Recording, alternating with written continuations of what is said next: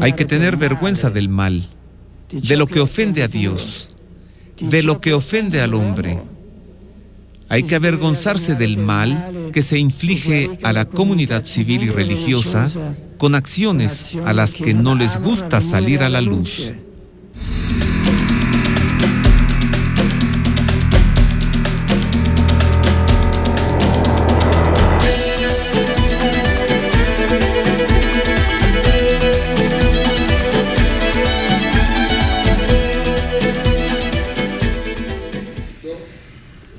Desde antes de la persecución desatada por el emperador romano Nerón contra los cristianos, ya desde antes en Jerusalén se les perseguía.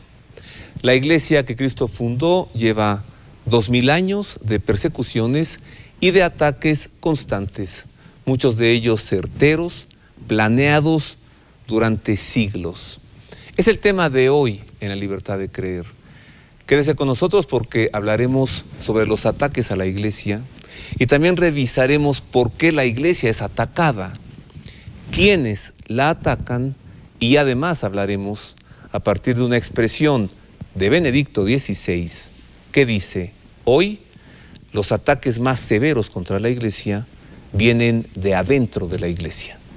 Quédese con nosotros, es el tema de hoy. Les saludo con afecto, gracias por el favor de su atención, gracias por su compañía. A nombre de la producción de este programa y mis compañeros, el staff de Mexiquense TV, le doy la bienvenida.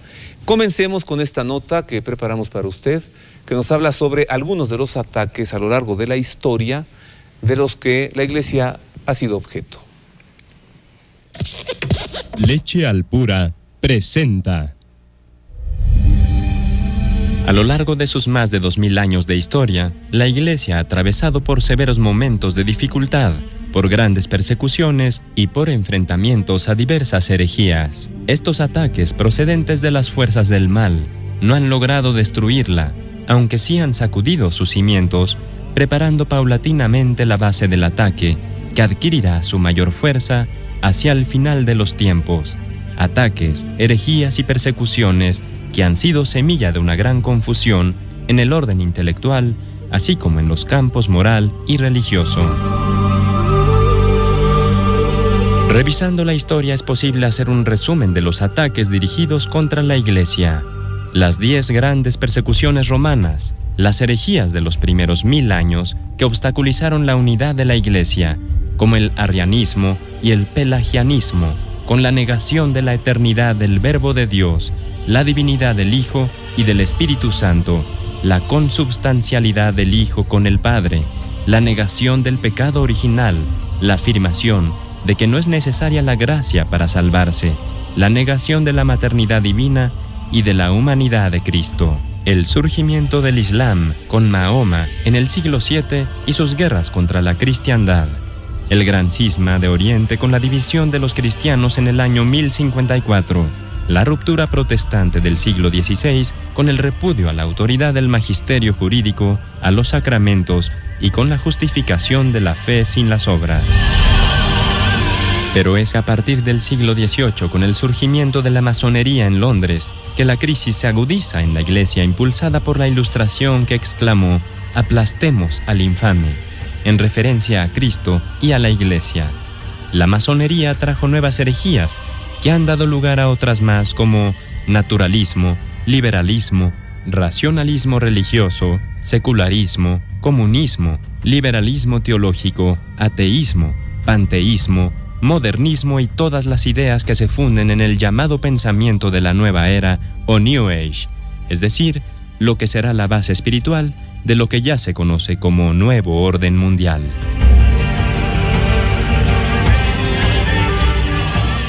Esto para empezar, para profundizar en el tema, convoqué a este programa a Luis Eduardo López Padilla, mariófano.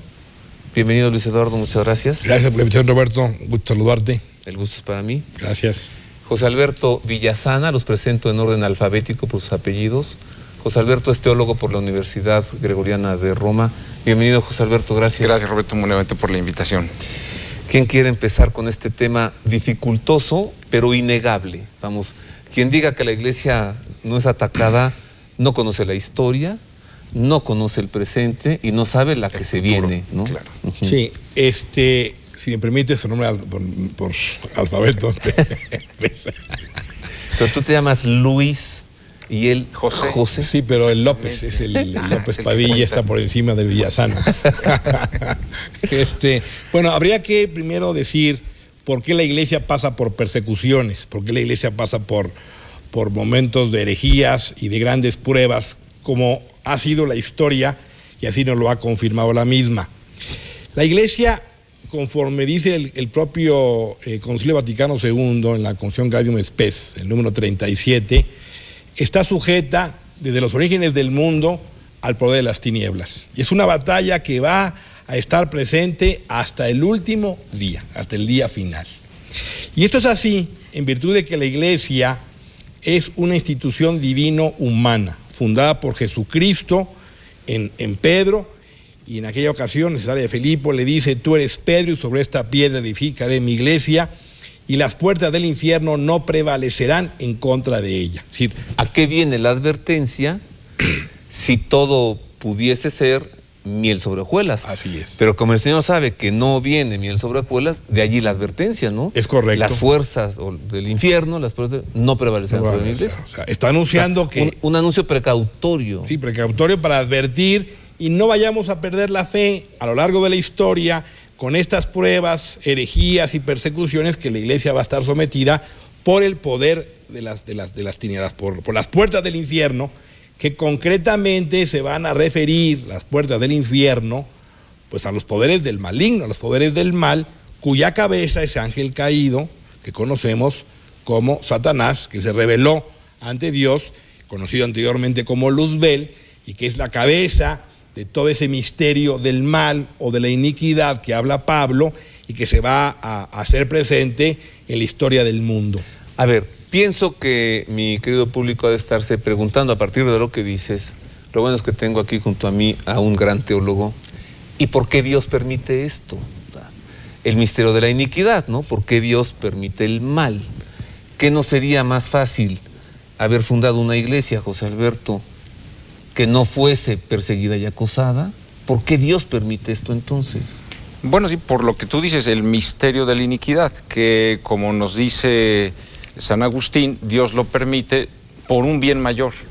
Es decir, dice él,